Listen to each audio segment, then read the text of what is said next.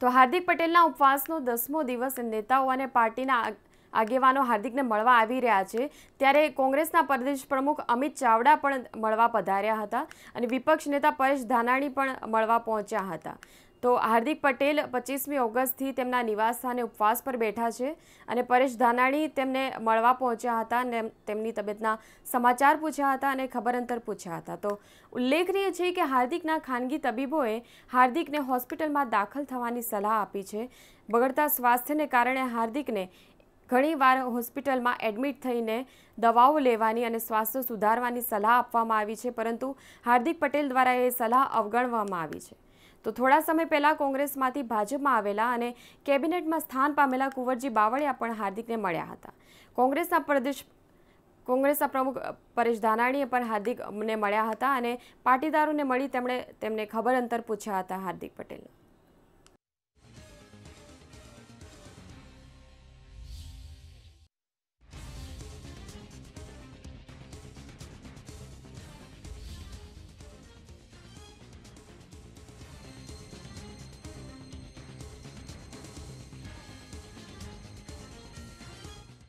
તો હવે આગળ વાત કરીએ આ બાબતે। પરેશ ધાનાણીએ હાર્દિકની મુલાકાત દરમિયાન ખેડૂતોની મુશ્કેલી અંગે ચિંતા વ્યક્ત કરી હતી અને રાજ્ય સરકાર નિષ્ફળ હોવાનું જણાવ્યું હતું।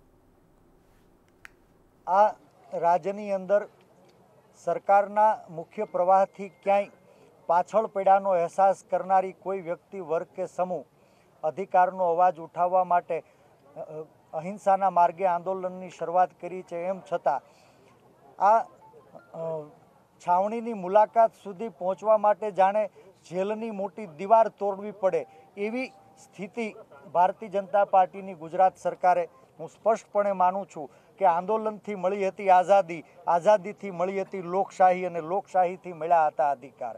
હવે આંદોલનકારીઓ જીવશે ત્યાં સુધી જ આઝાદી, અધિકાર અને લોકશાહી ટકશે।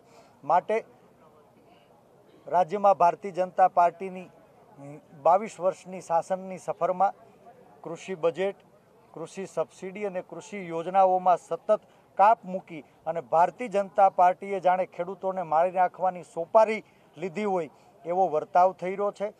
ખેડૂતોએ પરસેવાના ટીપે સિંચેલો છોડ એને રોજભૂનના ત્રાસમાંથી મુક્તિ નથી મળતી। ખેડૂતોને વારસામાં મળેલી જમીન એની હદ નિશાન અને ક્ષેત્રફળની વિસંગતતાઓથી સેટેલાઇટ માપણી ગોચમાં પડી છે, ત્યારે ખેડૂતોએ પોતાની વારસાઈ મિલકતને બચાવવા માટે કાનૂનની રાહે બિનજરૂરી ખર્ચાળ પ્રવૃત્તિનો સામનો કરવો પડી રહ્યો છે।